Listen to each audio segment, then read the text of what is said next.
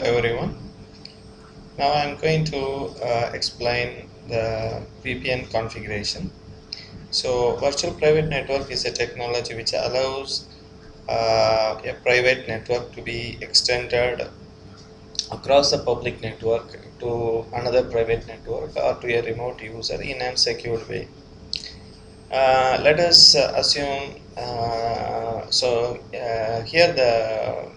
here given a topology in which there is a private network, and this private network has the following network address 192.168.1.0. So in this private network there is a domain controller, and this domain name is su.com, and it has this IP 192.168.1.10 /24. Now this remote user who is in the public network, he wants to connect to this private network in an secured way. So the organization which owns this private network wants to provide this VPN facility. So when the remote user, whether the remote user is an employee of a particular company or a remote client, the company wants to ensure that the communication, the connection between the remote user to the private network, and his access to the services in the private network should be taking place in a secured way. So they want to ensure the confidentiality, integrity, and authentication.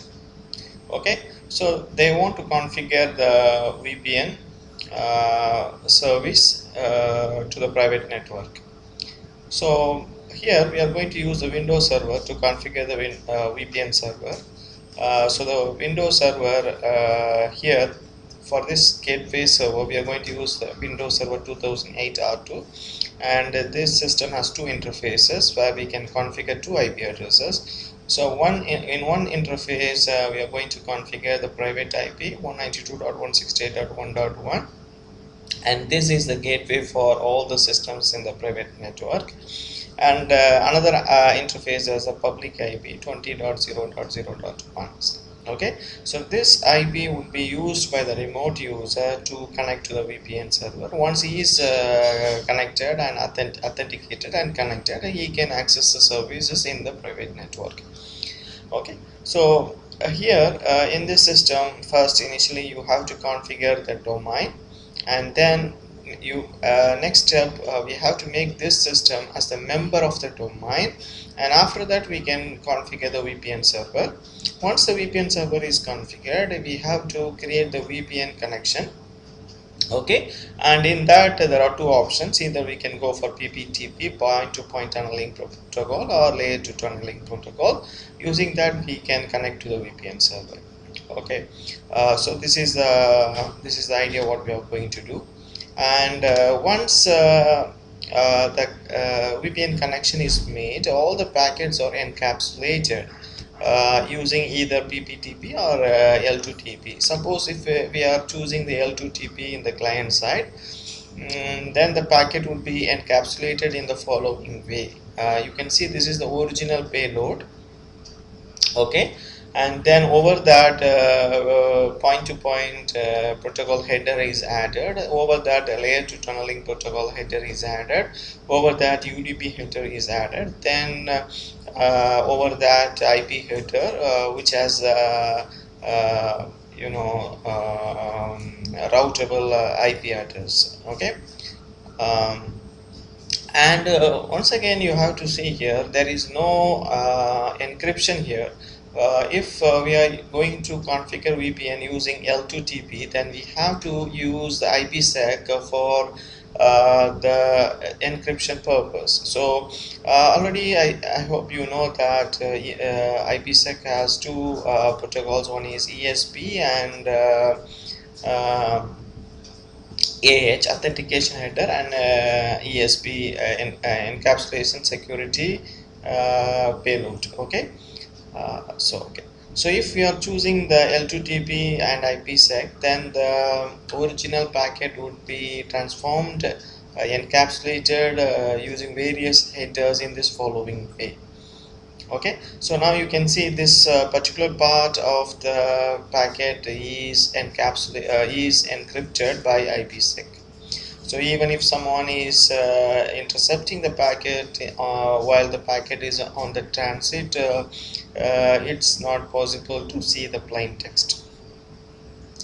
And also IPsec also provides the authentication and various integrity check mechanisms. And if PPTP is used, then the packet would be encapsulated in this following way.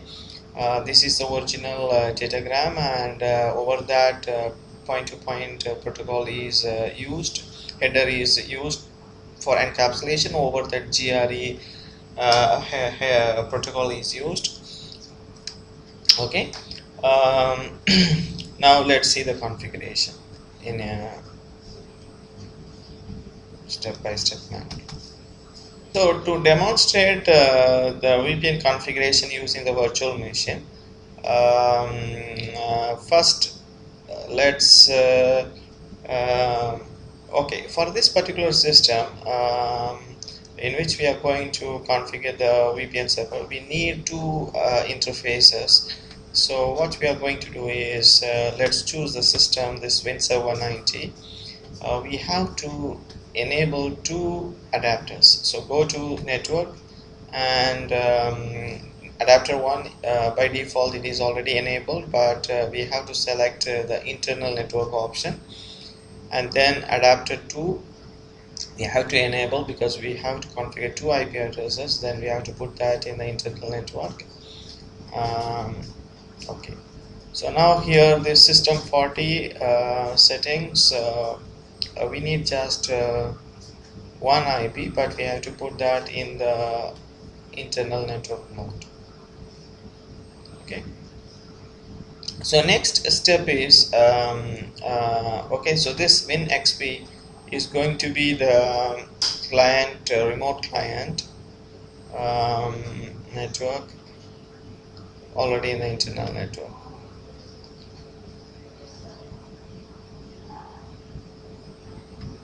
So now here in this system 192.168.1.10,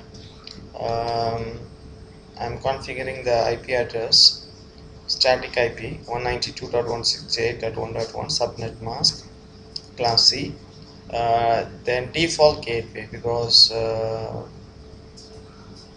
this is the default gateway for the system. Okay, so the default gateway is 192.168.1.1, 1.1, and since we are going to install the domain in this system, domain controller in this system, we need a DNS server. So since we don't have any DNS server, while we promote this system into a domain controller, implicitly the DNS server also would be configured, installed. Okay, so we have to specify to the system in which system the DNS server is going to be. So we are telling that the DNS is going to be in the same system. Okay, then after that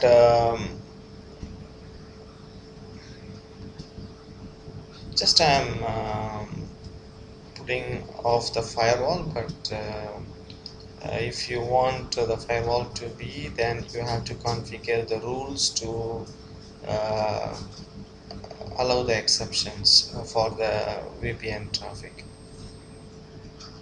Okay, so now the system is ready. We are going to install the domain. So we are typing dc promo command.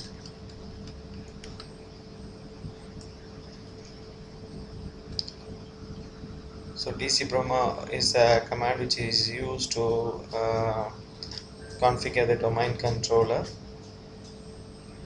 but in Windows 2012 this command is not supported.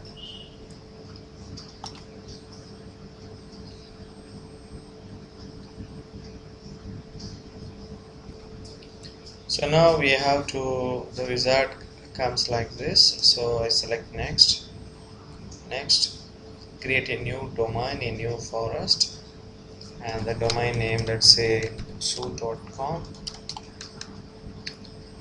Next.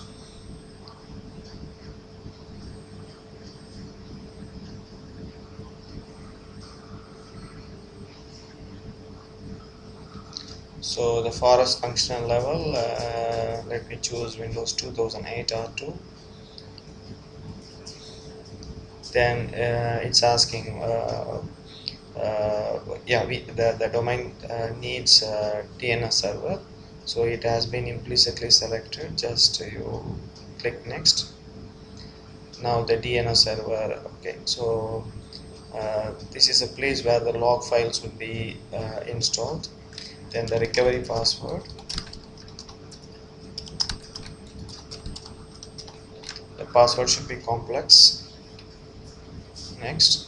So now it would consume some time to configure the domain controller. So now I'm going to I'm configuring so here the domain installation is over in the system 40, and it is rebooting.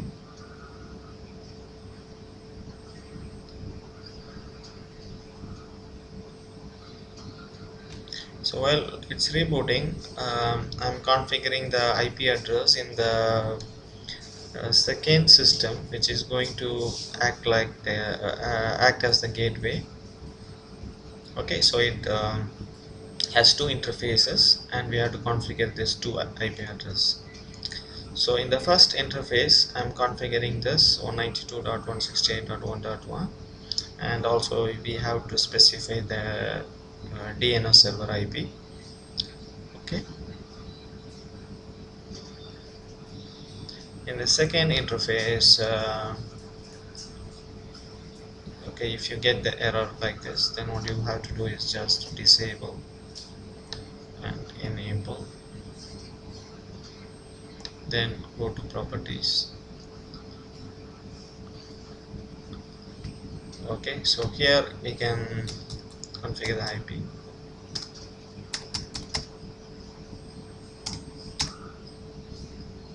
Subnet mask, then DNS server.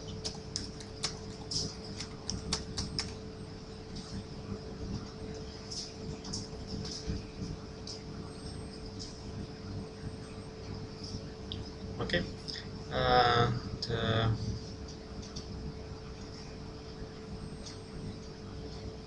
since our scope is not about firewall, so I'm just switching off the firewall, right? Maybe it would interfere in the traffic. Okay, so now the domain has been installed in the system 1, and the system got rebooted. The domain name you can see source.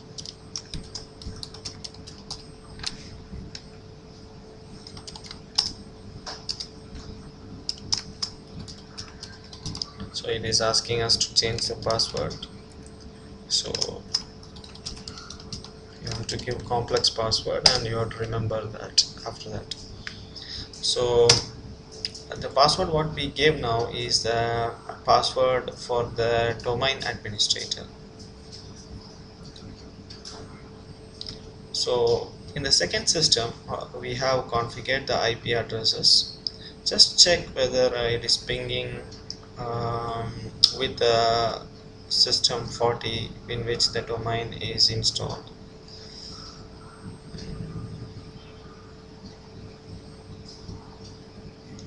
So go to the system 90, just ping su.com. So it's pinging. That means the DNS is working properly, and also we are able to reach the from system 90. It's possible to reach the system 40. So now second step, we are going to configure the this system as a member of the domain. After that, we can configure the VPN server in this system. Okay, so go to the system 10. How to make this system as a member of domain. Properties, advanced system settings, computer name, change. You can see the system is in the work group, so we are going to make it in this domain. So what's the domain name? Soot.com. So it's asking the credentials of the domain administrator. Remember, just now we changed the password for the domain administrator. So to add this computer in the domain as a member of the domain, it should be authenticated using the credentials of the domain administrator, and it is successfully done. Then we have to reboot the system. Okay, until then pause it. So now I am configuring the IP address in the remote system XP 20.10.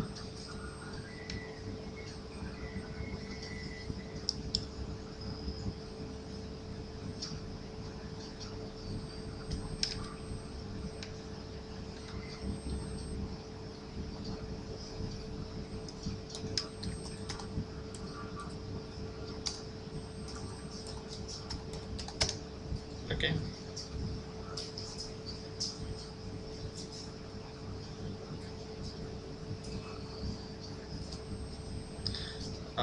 So now just after we configure the IP, just ensure whether it's possible to connect this system with this interface 20.1. So it should be possible to ping 20.0.0.1. So it's pinging. Clear? So now the infrastructure which is necessary to install the VPN is ready. So go to the second system. Already it has rebooted.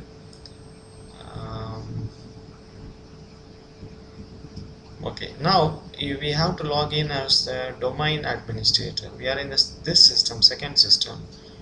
Okay, so here we are going to install the VPN server. So we have to log in as a domain administrator. So administrator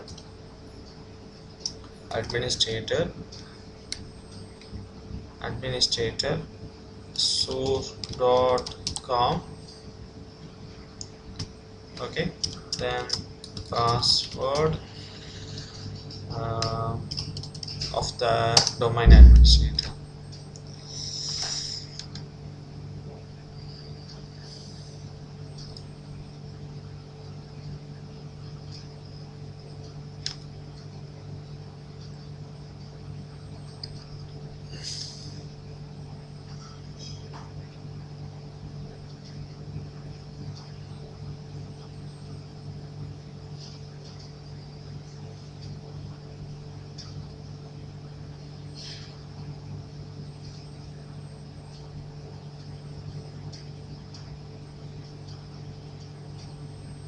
So it's ready now. We can configure the VPN server. So we have to go to server manager first.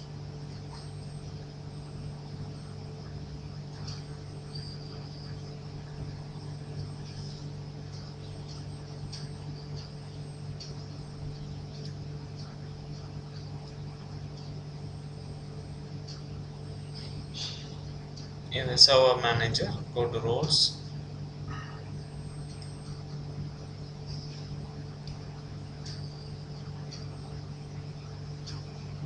add roles, next, network policy and access service, next, routing and remote access service. So select this, next, install.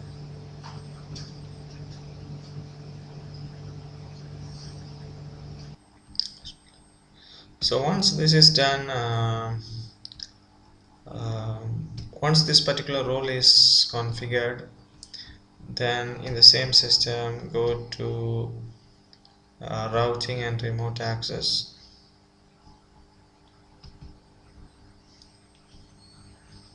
Right click, configure, and here there are many options are there. So we want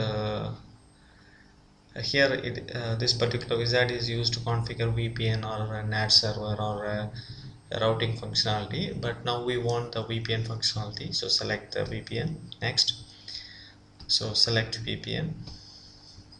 Okay, then here in this system there are two interfaces, this interface and this interface. So one is public, another one is one is private and another one is public. So this particular interface is connecting the this gateway server to the public network. So we have to select this interface now in this option, in this particular part of the wizard. So here, so we have to select the interface which connects to the public network.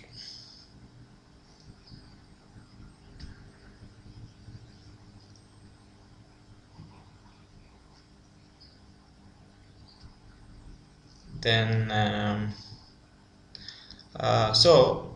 what happens when the remote client connect to the private network? You see the remote client has this IP. Okay, so when once the remote client is connected to the private network, what happens? It would get an IP from the private network. It would become one of the system in the private network.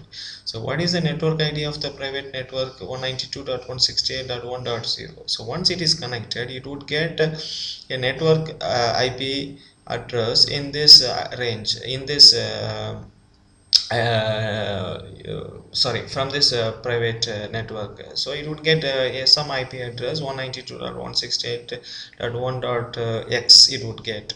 So we have to specify what IP address we are going to give to the remote client, whether it has to be done automatically or we have to manually specify. I'm going to select manual.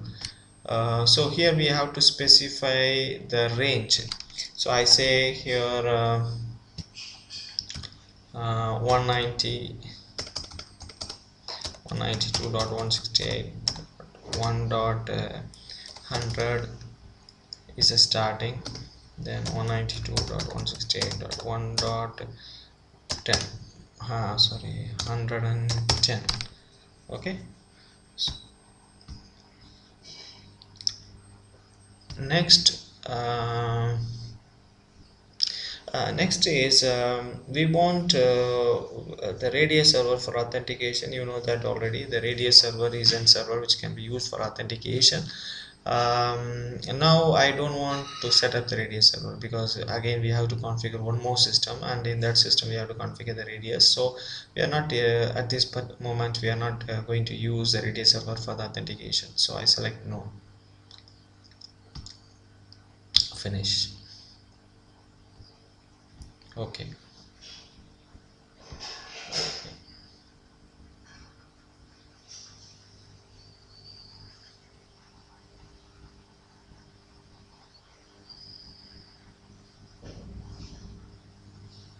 So now successfully VPN server has been configured in the system 90.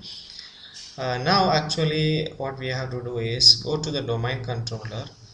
We have to create a user who list of users who are allowed to access the use the VPN service.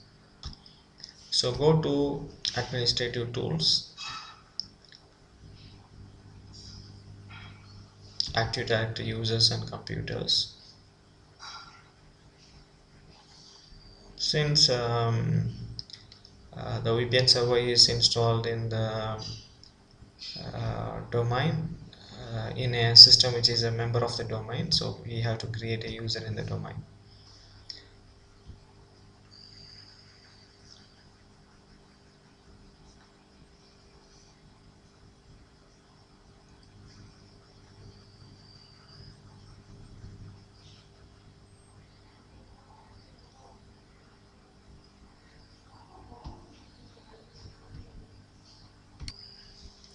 So I'm creating a user. Let's say the username is Tom.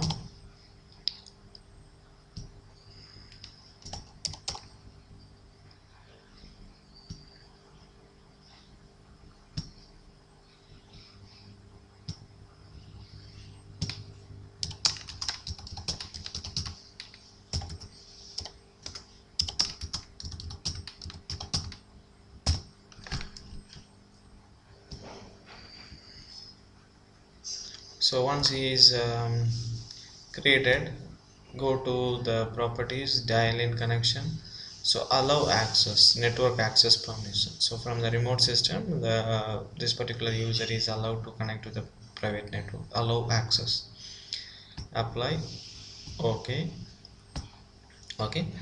Then everything is ready. Just once again check whether we are able to reach the 20.1. Yeah. So now here we have to create the VPN client. So how to create the VPN client? So create a connection. Next, so connect to the network at my place. So we have the option either dial-up or VPN. So company name, let me give the domain name. It's optional. So okay, so now it's asking the IP of this gateway. So I'm giving the IP 20.0.0.1. Next, finish. Okay, so before we give the username, already we have created the username Tom. Let us go to the properties and go to security, networking, type of VPN. So already in the beginning of the presentation I already told you that either we can use PPTP VPN or L2TP IPsec VPN.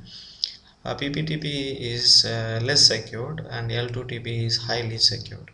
Okay, so let me select the PPTP. It's up to you. If you want, you can select L2TP also. Okay, then okay, then the user is, let's say, Tom. The password Tom. So connect. It's connected. Can you see? Okay, so once it's connected, how to ensure that you are successfully connected to the private network? Just type ipconfig. Now you can see that your this remote system has got an IP address from the private network 192.68.1.1.0, and also let me run the Wireshark here.